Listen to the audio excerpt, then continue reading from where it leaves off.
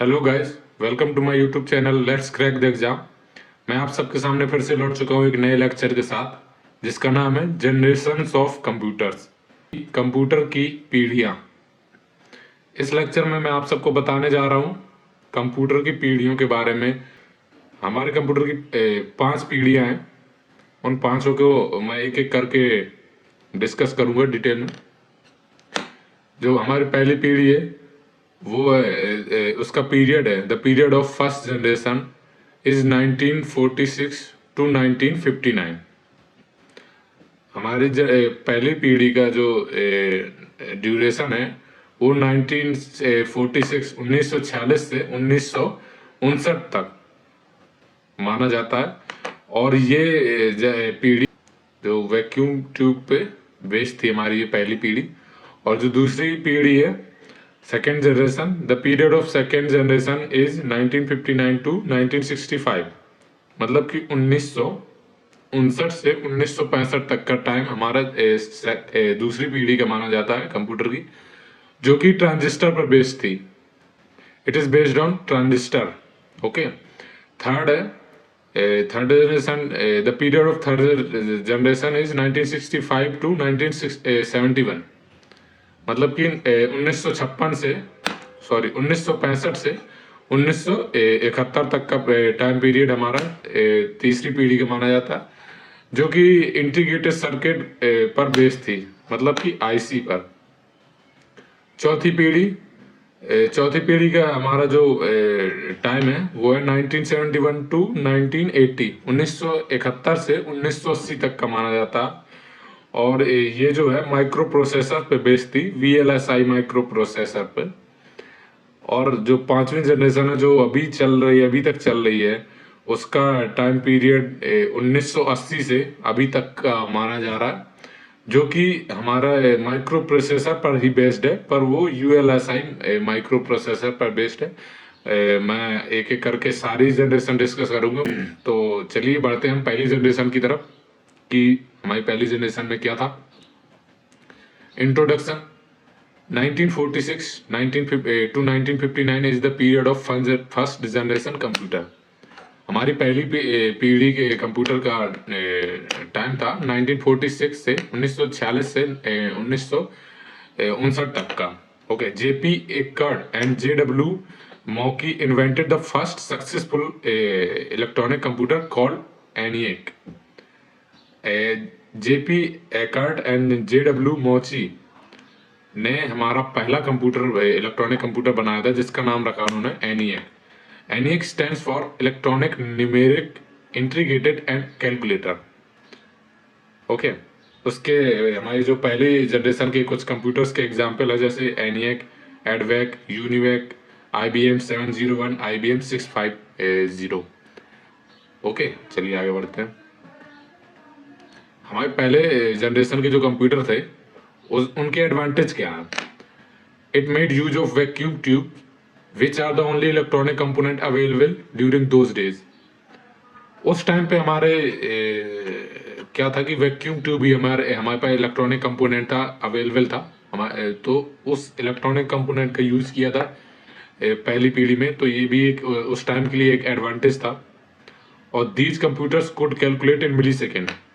उस टाइम पे मिली सेकेंड में कैलकुलेट कर सकते थे। इसके बहुत सारे डिसएडवांटेज हैं जो कि सामने स्क्रीन पर लिखे हुए हैं। जैसे these were very big in size, weight was about 30 tons. Okay, ये बहुत ज़्यादा वेट होता, 30 टन के बराबर था। एक कंप्यूटर का वेट 30 टन के बराबर था। और ये बहुत बड़े होते थे साइज में, कि एक एक दो दो रूम में इनको फिट करना पड़ता था, इतने बड़े बड़े कंप्यूटर थे। चलिए आगे। These computers were based on vacuum tubes. ये भी एक डिसएडवांटेज है कि वैक्यूम ट्यूब्स पर बेस्ड थे, क्योंकि ये वैक्यूम ट्यूब्स की वजह से बहुत ज़्यादा बड़े और इनका वेट बहुत ज़्यादा होता था। और इनकी जो कैलकुलेशन थी मिली सेकेंड्स में थी, बहुत ज़्यादा नहीं थी। Okay. These computers were very costly, बहुत ज़्यादा कॉस्टली होते थे। ऑब्वियसली सी बात है, जब इतने बड़े बड़े कंप्यूटर्स होंगे और इतने ज़्यादा वेट होगा इनका, तो ऑब्वियसली सी बात है इनकी कॉस्ट भी ज़्यादा होगी। It could store only a small amount of information due to the presence of magnetic drums. उस टाइम पे मैग्नेटिक ड्रम्स होते थे, जिसकी वजह से हमारा कंप्यूटर जो है बहुत ही छोटी अमाउंट ऑफ इंफॉर्मेशन, बहुत ही छोटा डेटा शेयर या स्टोर कर सकता था। Okay, as the invention of first generation computer involved vacuum tubes, so another disadvantage of these computers was vacuum tubes requires a large cooling system. Okay, उस time पे vacuum tubes use होते थे, तो इसका एक ये भी डिसएडवांटेज था कि वैक्यूम ट्यूब को ठंडा करने के लिए हमें कूलिंग सिस्टम की भी जरूरत पड़ती थी, जो कि बहुत बड़े कूलिंग सिस्टम हमें लगाने पड़ते थे उन कंप्यूटर के साथ। अगला वेरी लेस वर्क एफिशिएंसी, इसकी एफिशिएंसी बहुत कम थी। एफिशिएंसी मतलब कि सही काम करने की क्षमता। Okay, limited programming capabilities and punch card were use to take inputs. ये लिमिटेड प्रोग्रामिंग कैपेबिलिटीज थी इनकी, मतलब कि बहुत कम ही प्रोग्रामिंग क्षमता थी इनकी, और इनपुट लेने के लिए पंच कार्ड्स का यूज करते थे उस टाइम पे। आगे बढ़ते हैं। Large amount of energy consumption, बहुत ज़्यादा एनर्जी कंज्यूम करते थे, और not reliable and constant maintenance is required, बहुत ज़्यादा रिलायबल नहीं थे और इनके लिए मेंटेनेंस की बहुत ज़्यादा ज़रूरत पड़ती थी। चलिए ओके, ये जो है मैं आप लोगों को हिंदी में भी उसके कुछ हर पीढ़ी के नोट्स अवेलेबल करा रहा हूँ। आप चाहें तो इस वीडियो के डिस्क्रिप्शन बॉक्स में जाके लिंक पे जाके अब ये पीपीटी या पीडीएफ फॉर्म में प्रिंट आप डाउनलोड कर सकते हैं। इसमें लिखा हुआ कंप्यूटर की प्रथम पीढ़ी की शुरुआत 1940 से मानी जाती है। इस जनरेशन वैक्यूम ट्यूब टेक्नोलॉजी का प्रयोग किया गया था। इसमें मशीन भाषा का प्रयोग किया गया था। इसमें मेमोरी की तौर पर चुंबकीय टेप एवं पंच कार्ड का प्रयोग किया गया था। इस पीढ़ी के कुछ कंप्यूटरों के नाम इस प्रकार से हैं: एनिएक, एडसेक, एडवेक, जो कि मैं सब कुछ इन सब के बारे में बता चुका हूँ। ये इमेज प्रोवाइड करने का मेरा सिर्फ इतना सा मतलब है कि जो बच्चे हिंदी में पढ़ना चाहते हैं, हिंदी में देखना चाहते हैं, और नोट्स भी जिन्हें हिंदी में चाहिए, तो उनको आसानी होगी। ओके, आगे बढ़ते हैं। सेकेंड जनरेशन, इसका टाइम पीरियड जो है 1959 टू 1965 है। सेकेंड जो दूसरी पीढ़ी है उसका टाइम 1959 से 1965 तक माना जाता है। सेकेंड जनरेशन के कंप्यूटर थे वो वैक्यूम ट्यूब्स पे बेस्ड ना होके ट्रांजिस्टर बेस्ड थे।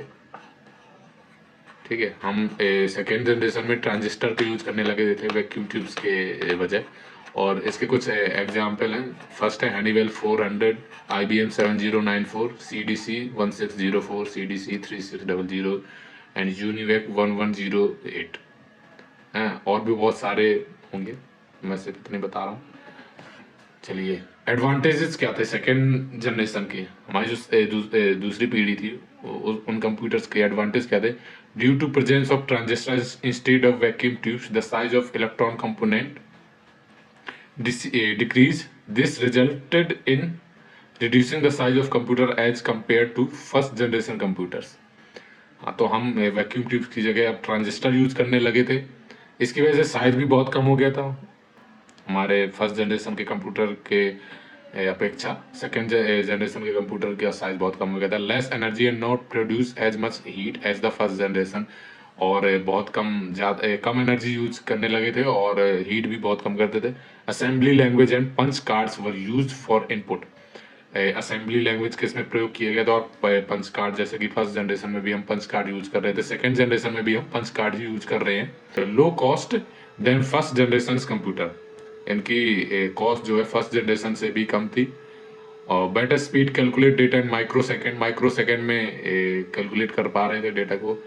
Better portability as compare to first generation, size कम हो गया इसकी वजह से। बेटर पोर्टेबिलिटी मतलब कि हम इसको इधर उधर लेके जाने में, शिफ्ट करने में थोड़ा आसानी थी पहली पीढ़ी के कंप्यूटर्स की अपेक्षा। A cooling system was required, constant maintenance was required, only used for specific purpose. अब इसकी डिसएडवांटेज क्या है? A cooling system was required, cooling system की इसमें भी ज़रूरत पड़ती थी, हालांकि पहली पीढ़ी के अपेक्षा कम हीट करते थे, फिर भी हमें कूलिंग सिस्टम की ज़रूरत पड़ती थी। कॉन्स्टेंट मेंटेनेंस वाज रिक्वायर्ड, इसमें भी मेंटेनेंस की ज़रूरत पड़ती थी हमेशा, और only use for specific purpose, कोई स्पेशल पर्पज के लिए ही यूज किए जाते थे। ऐसे नॉर्मली कोई भी, जैसे आजकल हम लोग कंप्यूटर यूज करते हैं, वैसे उस टाइम पे सेकेंड पीढ़ी के टाइम पे हम यूज नहीं कर पा रहे थे। चलिए, इसका हिंदी नोट्स है। द्वितीय पीढ़ी की शुरुआत 1956 से 1963 तक मानी जाती है। इस पीढ़ी में ट्रांजिस्टर का उपयोग किया गया था, जिसका विकास वायलेंट शॉकली ने 1947 में किया था। इसमें असेंबली भाषा का प्रयोग किया गया था। इसमें मेमोरी के तौर पर चुंबकीय टेप का प्रयोग किया जाने लगा था। इस पीढ़ी के कंप्यूटर में IBM 1401 प्रमुख है, जो बहुत ही लोकप्रिय एवं बड़े पैमाने पर उत्पादित किया गया था। इस पीढ़ी के अन्य कंप्यूटर थे IBM 1602, IBM 7094। ओके, आगे बढ़ते थर्ड जनरेशन की तरफ। थर्ड जनरेशन का जो टाइम पीरियड था वो था 1965 टू 1971। 1965 से 1971 तक का टाइम हमारा तीसरी पीढ़ी का माना जाता है। These computers were based on integrated circuit. ये कंप्यूटर इंटीग्रेटेड सर्किट पर बेस्ड थे, ICs पर। IC was invented by Robert Noyce and Jack Kilby in 1958 to 1959। IC जो है Robert Noyce and Jack Kilby के द्वारा बनाई गई थी, इन्वेंट की गई थी। और IC was single component containing number of transistor. IC क्या हमारा एक ऐसा इलेक्ट्रॉनिक कंपोनेंट था जिसके अंदर बहुत सारे हम ट्रांजिस्टर यूज कर रहे थे। ओके, इसके कुछ एग्जांपल हैं: PDP-8, PDP-11, ICL 2900, IBM 360, IBM 370। और भी बहुत सारे हैं, मैं सिर्फ इतने बता रहा हूँ। आगे बढ़ते हैं। इसके एडवांटेज क्या थे? हमारी तीसरी पीढ़ी के कंप्यूटर्स के एडवांटेज क्या थे? These computers were cheaper as compare to second generation computer. ये कंप्यूटर चीप थे, सस्ते थे सेकेंड पीढ़ी की अपेक्षा, फास्ट थे और रिलायबल भी थे। ओके, इसमें IC का कम यूज किया जाता था। Use of IC in computer provides the small size of the computer. हम IC का यूज कर रहे हैं, इसलिए कंप्यूटर का साइज भी कम हो गया था। IC not only reduce the size of computer but it also improve the performance of computer as compare to previous computer. IC का यूज करने से हमारे कंप्यूटर का सिर्फ साइज ही नहीं बल्कि उसकी परफॉर्मेंस भी बहुत अच्छी हो गई थी पिछली पीढ़ियों के कंप्यूटर्स के अपेक्षा। This generation of computers has big storage capacity. इस जनरेशन के कंप्यूटर जो हैं बहुत अच्छी capacity, big storage of capacity, इनकी स्टोर करने की क्षमता अच्छी थी, थोड़ा ठीक थी सेकेंड पीढ़ी के कंप्यूटर की अपेक्षा। Instead of punch cards, mouse and keyboard are use for input. हम इनपुट के लिए माउस और कीबोर्ड का यूज करने लगे थे पंच कार्ड्स की अपेक्षा। They used an operating system for better resources. और इनमें ऑपरेटिंग सिस्टम का यूज हम लोग करने लगे थे। हमारी तीसरी पीढ़ी में मल्टीपल प्रोग्रामिंग और टाइम शेयरिंग का कॉन्सेप्ट आ चुका था, क्योंकि हम OS का यूज करने लगे थे इनमें। Okay, these computer reduce the computational time from microseconds to nanosecond. Second generation के कंप्यूटर माइक्रो सेकेंड में कैलकुलेट कर रहे थे, और ये थर्ड जनरेशन के कंप्यूटर नैनो सेकेंड में कैलकुलेशन करने लगे थे। इसके डिसएडवांटेज क्या है? IC chips are difficult to maintain. हमें IC चिप को मेंटेन करने में डिफिकल्टी होती थी। The highly sophisticated technology required for the manufacturing of IC chips. जो IC चिप्स बनाने के लिए हमें बहुत ज़्यादा सोफिस्टिकेटेड टेक्नोलॉजी की ज़रूरत पड़ती थी, और एयर कंडीशनिंग इज़ रिक्वायर्ड। हमें इसके लिए पहले हम कूलिंग सिस्टम का यूज करते थे, और हमें तीसरी पीढ़ी के कंप्यूटर्स के लिए हमें एयर कंडीशनर की ज़रूरत पड़ने लगी थी। कंप्यूटर्स की तीसरी पीढ़ी की शुरुआत 1964 से मानी जाती है। इस जनरेशन में IC का प्रयोग किया जाने लगा था। IC का पूरा नाम इंटीग्रेटेड सर्किट है। IC का विकास 1958 में जैक किबली ने किया था। इसमें IC टेक्नोलॉजी SSI का प्रयोग किया गया था। SSI का पूरा नाम स्मॉल स्केल इंटीग्रेशन है। इसमें हाई लेवल भाषा का प्रयोग प्रोग्रामिंग के लिए किया गया था, और इसमें मेमोरी के तौर पर चुंबकीय डिस्क का प्रयोग किया जाने लगा था। इस पीढ़ी के कंप्यूटर की मदद से मल्टी प्रोग्रामिंग एवं मल्टी प्रोसेसिंग संभव हो गया। इस पीढ़ी के मुख्य कंप्यूटर थे IBM 360, IBM 370। अगला हमारा फोर्थ जनरेशन, चौथी पीढ़ी। इसका टाइम पीरियड है 1971 टू 1980। 1971 से 1980 तक का टाइम हमारा चौथी पीढ़ी के कंप्यूटर का माना जाता है। ये कंप्यूटर हमारे जो है माइक्रो प्रोसेसर पर बेस्ड थे। और जैसे माइक्रो प्रोसेसर मैं आपको बता भी चुका हूँ पिछले लेक्चर में। इसमें भी लिखा a microprocessor is used in a computer for any logical and arithmetical function to be performed in any program. मतलब कि इसके अकॉर्डिंग ये है कि कंप्यूटर में माइक्रो प्रोसेसर जो लॉजिकल और अर्थमेटिकल फंक्शन परफॉर्म हो रहे होते हैं उनके लिए, वो परफॉर्मेंस के लिए हम माइक्रो प्रोसेसर का यूज करते हैं। इसमें ग्राफिक्स यूजर इंटरफेस का यूज किया जाता था, मतलब GUI जो हम आजकल कर रहे हैं, क्योंकि हम इसमें OS का यूज करने लगे थे। इसके कुछ एग्जांपल्स हैं IBM 4341 DC10 star 1000 PUP11 etcetera. Okay, इसके एडवांटेज क्या हैं? हमारी चौथी पीढ़ी के कंप्यूटर्स के एडवांटेज क्या हैं? फास्टेस्ट इन कंप्यूटेशन में, मतलब कि प्रोसेसिंग में फास्ट थे, and size get reduce as compare to the previous generation of computer. और साइज बहुत कम हो गया था। Heat generated is negligible. और इस पीढ़ी के कंप्यूटर में जो हीट जनरेशन था वो नेग्लिजिबल हो गया था। नेग्लिजिबल मतलब कि बहुत ही कम, ना के बराबर हीट होने लगी थी। Small in size as compare to previous generation computer. Size में स्मॉल हो गए थे, बहुत छोटा साइज हो गया था इनका। Less maintenance is required, maintenance की बहुत कम जरूरत पड़ती थी। All type of high level language can be use in this type of computers. हमारी चौथी पीढ़ी के कंप्यूटर्स में सभी प्रकार की हाई लेवल लैंग्वेज का प्रयोग किया जाने लगे था। ओके, इसके डिसएडवांटेज क्या है? The microprocessor design and fabrication are very complex. हमें माइक्रो प्रोसेसर की डिजाइन करने में बहुत कॉम्प्लेक्सिटी थी, मतलब बहुत ही ज़्यादा कठिन था माइक्रो प्रोसेसर को डिज़ाइन करना। And air conditioning is required in many cases due to the presence of ICs। हम IC का प्रयोग अभी भी कर रहे थे चौथी पीढ़ी में, इसलिए एयर कंडीशनिंग की जरूरत पड़ती थी। ओके, तो अगला, advance technologies requires to make the ICs। अब हमें ICs को बनाने के लिए और भी एडवांस टेक्नोलॉजीज की जरूरत पड़ने लगी थी। चलिए आगे बढ़ते हैं। कंप्यूटर की चौथी पीढ़ी की शुरुआत 1971 से 1989 तक मानी जाती है। इस जनरेशन IC की यह तकनीकी VLSI थी। इसका पूरा नाम वेरी लार्ज स्केल इंटीग्रेशन है। इसमें हाई लेवल भाषा का प्रयोग प्रोग्रामिंग के लिए किया जाता है। इसमें केवल एक सिलिकॉन चिप पर कंप्यूटर के सभी एकीकृत परिपथों को लगाया जाता है, जिसे माइक्रो प्रोसेसर कहा जाता है। इस चिपों का प्रयोग करने वाले कंप्यूटरों को माइक्रो कंप्यूटर कहा जाता है। चलिए आगे बढ़ते हैं। Fifth generation. ओके, अब हमारी पांचवी जनरेशन आ गई है, मतलब 5G, जो कि अभी चल रही है, अभी भी चल रही है। फिफ्थ जनरेशन का जो टाइम है, पांचवी पीढ़ी का जो टाइम पीरियड है, वो 1980 से अभी तक का जो चल रहा, ये फिफ्थ जनरेशन ही चल रही है, मतलब पांचवी पीढ़ी ही चल रही है। This generation is based on artificial intelligence.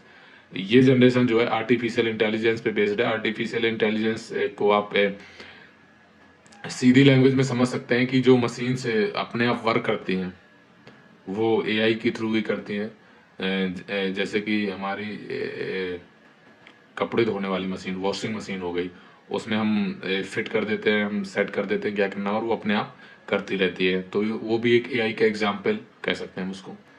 The aim of the fifth generation is to make a device which could respond to natural language input and are capable of learning and self-organization. Okay, तो ये basically AI की ही परिभाषा लिखी है एक तरीके कि इस जनरेशन के एम क्या था, जो इस जनरेशन का मकसद क्या था। ये था कि जो डिवाइस है, हमें ऐसी डिवाइस बनाने जो कि नेचुरल लैंग्वेज को रिस्पॉन्स, नेचुरल लैंग्वेज को इनपुट ले पाए, और उस इनपुट के थ्रू वो रिस्पॉन्स कर पाए, और खुद से सीखने की, खुद को ऑर्गेनाइज करने की उसमें कैपेबिलिटी हो। यही AI का काम होता है। Okay, the generation is based on ULSI, ultra large scale integration technology, resulting in the production of microprocessor chips having 10 million electronic component. हम very ultra large scale of integration technology का use कर रहे हैं, जिसकी वजह से बहुत सारे माइक्रो प्रोसेसर चिप्स हम बनाने में कामयाब हुए। ओके, इसका एग्जांपल है डेस्कटॉप, लैपटॉप, नोटबुक और अल्ट्राबुक, क्रोमबुक। ओके, आगे बढ़ते हैं। फिफ्थ जनरेशन के एडवांटेज क्या है? It is more reliable and work faster. It is available in different size and unique features. It provides a computer with more user-friendly interfaces with multimedia features. It is more reliable and works faster. Okay, ये बहुत ज़्यादा reliable है और बहुत fast work करता है, जैसे कि अभी आप देख पा रहे होंगे। अभी जो आप कल आजकल आप कंप्यूटर यूज़ कर रहे हो, फिफ्थ जनरेशन में ही कितने फास्ट होते हैं। It is available in different size and unique feature. सबको पता है कि डिफरेंट साइज में आ रहे हैं आजकल कंप्यूटर। फ़ोन भी एक कंप्यूटर ही कह सकते हैं, और टैब आ रही है, टैबलेट, डेस्कटॉप, लैपटॉप, बहुत सारी चीज़, नोटबुक आ रहे हैं। तो अलग अलग साइज में और अलग अलग फीचर्स हैं सबके। It provides computers with more user friendly interface with multimedia features. बहुत सारे यूजर फ्रेंडली इंटरफेसेस हैं, जैसे कि हमारा विंडोज़ है, बहुत ही ज़्यादा यूजर फ्रेंडली है, और मल्टीमीडिया फीचर्स हैं सब में। डिसएडवांटेज क्या है? They need very low level language. इनको लो लेवल लैंग्वेज की ज़रूरत पड़ती है, और they may make the human brains dull and doomed. इसका मतलब एक आदमी को बेवकूफ़ बना सकते हैं। चलिए आगे बढ़ते हैं हिंदी में। कंप्यूटर की 5वीं पीढ़ी की शुरुआत, इसमें गलत लिखा हुआ है दोस्तों, 1989 लिखा हुआ है, जबकि है 1980, 1980 से मानी जाती है। इस जनरेशन में आईसी की आधुनिक तकनीकी का प्रयोग किया जाने लगा था। आईसी की यह तकनीकी यूएलएसआई थी, इसका पूरा नाम अल्ट्रा लार्ज स्केल इंटीग्रेशन है। इसमें हाई लेवल लैंग्वेज का मतलब हाई लेवल भाषा का प्रयोग प्रोग्रामिंग के लिए किया जाता है, जो अधिक सरल है। इस भाषाओं में जीयूआई इंटरफेस का प्रयोग किया जाता है। ओके, मैं आप सबको ये सब एक्सप्लेन कर चुका हूँ। ओके, तो थैंक यू आप सभी को ये वीडियो देखने के लिए। और अगर आपको पसंद आया ये वीडियो, ऐसे और भी लेक्चर आप चाहते हैं, तो please like and subscribe our channel और hit the bell icon please. और अगर आपको किसी भी एक पर्टिकुलर टॉपिक पे अगर कोई लेक्चर चाहिए हो, तो आप प्लीज़ कमेंट बॉक्स पे हमें कमेंट करिए। मैं उस टॉपिक पे भी जल्द ही जल्द लेक्चर बनाऊंगा।